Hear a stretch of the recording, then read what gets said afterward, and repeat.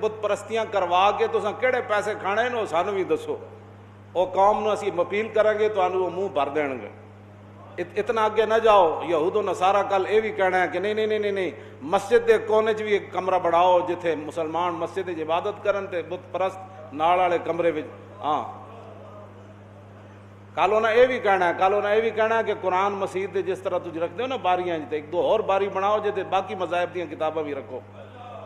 انہیں اتنے رکنا کوئی نہ نے، گل یاد رکھو تے بہتر ہے اج انہاں دے سامنے کھڑے ہو جاؤ۔ وَلَن تَرْضَىٰ عَنْكَ الْيَهُودُ وَلَا النَّصَارَىٰ حَتَّىٰ تَتَّبِعَ مِلَّتَهُمْ۔ اور سورہ مومنون اللہ نے فرمایا کان تسی بھی سارے کھول کے سنو، سانو بھی جڑے مشورے دیندے رہندے ہو کہ نہیں نہیں نہیں مولانا صاحب حالات نہیں ٹھیک۔ اللہ تعالیٰ نے فرمایا وَلَوِ اتَّبَعَ الْحَقُّ أَهْوَاءَهُمْ لَفَسَدَتِ السَّمَاوَاتُ وَالْأَرْضُ وَمَنْ فِيهِنَّ، کہ اگر حق جڑا حق اسلام انہاں دی خواہشات دی پیروی کرے جو او چاہندے جو او چاہندے وَلَوِ اتَّبَعَ الْحَقُّ أَهْوَاءَهُمْ۔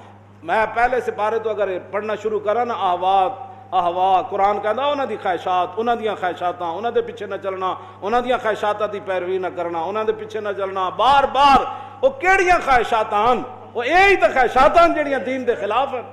مڑ کے سانو کہتے نہیں نہیں واسطے بندہ تھوڑا تھوڑا نہیں ہوندا، چلے جدوں حق تے باطل دی آمیزش نہیں تو پھر کس طرح تسی سانو ایک پاسے لے جانا چاہتے ہو؟ تو قرآن کی کہندا جے حق انہاں دی خواہشات دی پیروی کرے گا تے لفسدت السماوات والارض ومن فیہن، تے زمین تے آسمان انہاں دے وچ جو کچھ ہے سارا برباد ہو جائے گا۔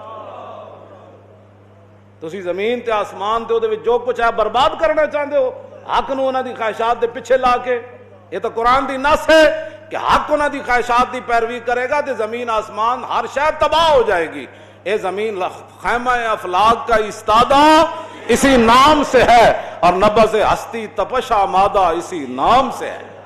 ہاں جی تسی کیوں حق نو انہاں دی خواہشات دے پیچھے لاندے ہو؟ کیوں جی؟ ولا تلبسوا الحق بالباطل۔